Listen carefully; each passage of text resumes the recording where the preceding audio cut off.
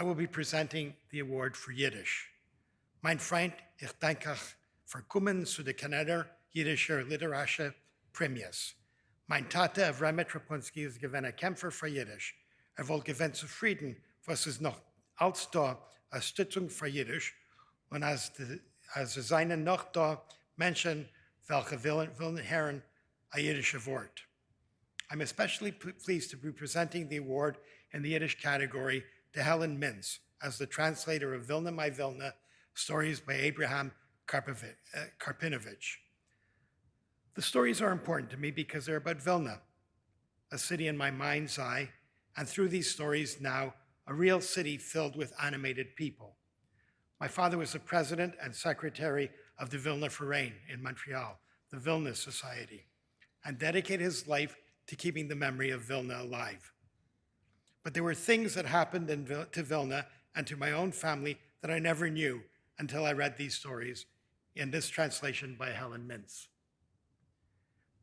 A little while ago, I went to a presentation by Aaron Lansky, head of the Yiddish Book Center in Boston, which salvages and preserves Yiddish books. He says that while we know the works of Shalom Aleichem and Isaac Bashevis Singer, the center has recovered more than 1 million Yiddish titles, and few have found a readership. It is through the sensitive translation by Helen Mintz into English that Yiddish culture is being preserved for a new generation. Ladies and gentlemen, Chaverim, I want to welcome and please meet Helen Mintz.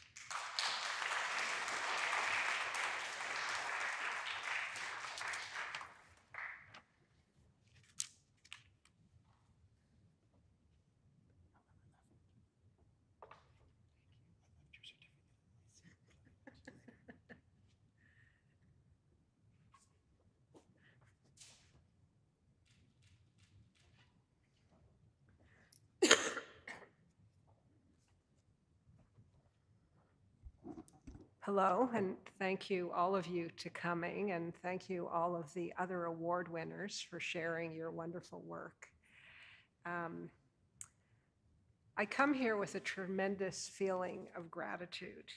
First of all, I want to thank the committee for having a category of Yiddish, and also for choosing this book, Vilna, My Vilna, Stories by Abraham Karpinowitz, as the recipient of the award. This is an important acknowledgement of Yiddish literature in general, of Yiddish translation, and of the work of Avram Karpinowitz, as he's known in Yiddish. And to me, it's really, when I heard about the award, my first thought was, I wish my parents were still alive. And then my second thought was, I wish Avram was still alive. So I hope that all three of them somewhere are basking in the glory of this recognition. And I want to say that since receiving this award, I noticed that there's been a shift in my own translation practice. People like myself, who are not native Yiddish speakers, we tend to be very focused on getting it right. And since getting this award, I feel a new kind of freedom in my translation, and there's a new eloquence and more a finding of my own voice, a confidence. So I really want to thank you for kind of being the wind underneath me. I want to emphasize that although I'm standing here by myself, in fact, there should be an army of people, because many, many people helped me with this book, and many of them, I, in fact, could not have done the book without their help. And I'm going to mention just a few. So one of them is Sarah Lapitskaya, Olive Hasholem, Karpinowicz's widow, who died actually this month.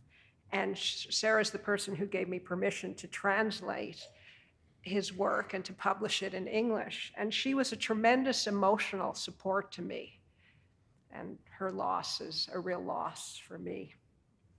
I want to thank Shevet Zucker, who worked painstakingly with me on early drafts of my translations and shared her amazing knowledge of Yiddish and of translation. I want to thank Samuel Bach, who did the painting on which that illustration is based.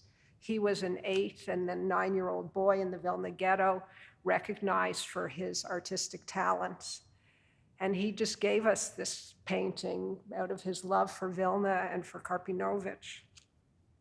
I want to thank Justin Cammey, who wrote a fabulous foreword and who gave me tons of help in the final moments of preparing the manuscript. And lastly, I want to thank the librarians at the Jewish Public Library in Montreal who helped me with the notes at the end of the book. Eddie Paul, Eddie Stone, Aaron Harris. When Edward phoned me to tell me about the award, he said, "This book reads like a work of love." And in fact, it was. I worked on it for many years, and it was kind of like a hobby at the beginning. So it's a miracle for me that it's come this far. And in these feelings of love, I was really guided and inspired by Karpinowitz himself. Karpinowitz said, and this is my translation, "To earn the right to his pen, a writer must love his protagonists. He must understand them and sympathize with them." And indeed, Karpinowitz had tremendous love for his characters, including the central character of his stories, the Jewish city of Vilna in the 1930s, the city of his childhood and youth. And I'm going to read a very short excerpt. I'll read briefly in Yiddish, and I really wish that I had Karpinowitz's beautiful Vilna Yiddish accent, and then I'll read in English.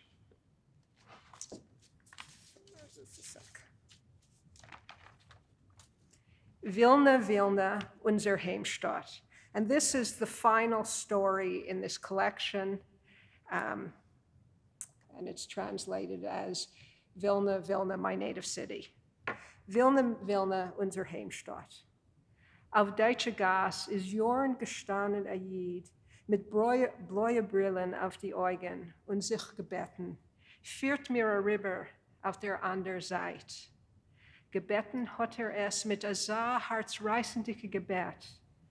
Nicht wie's wollt gewähn a Red wegen a Ribber führen ihm durch Stickelbruck, was hat abgeteilt git getäube Zawulik von jüdischer Gas, nor wegen a Ribberspannen a tiefen, gefährlichen Abgrund. Is efter gewähn der erste Jiden Vilna, was hat vorgefehlt im Chorben.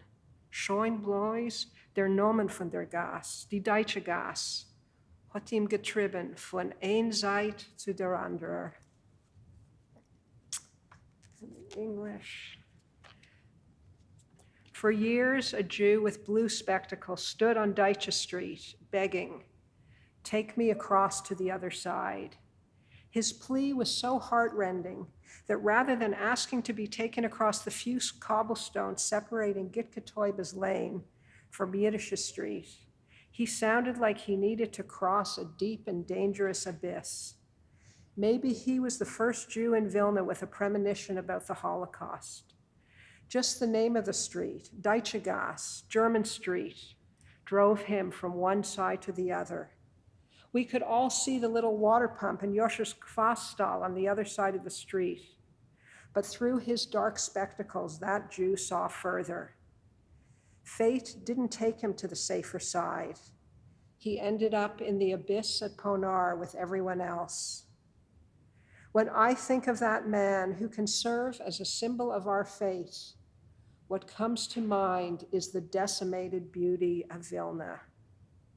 I must confess, in the name of the survivors, in the name of the small group of Vilna Jews who managed to travel to the other side and escape their native city when it was converted by the murderers into one Deutsche Street, in the name of all those who escaped from the hellfire through ghettos, through forests, through camps, combat zones, and battlefronts. In the name of them all, I must confess that we were in love with Vilna. To this very day, that love pierces our heart like a broken arrow that can't be removed without taking part of us with it. Thank you.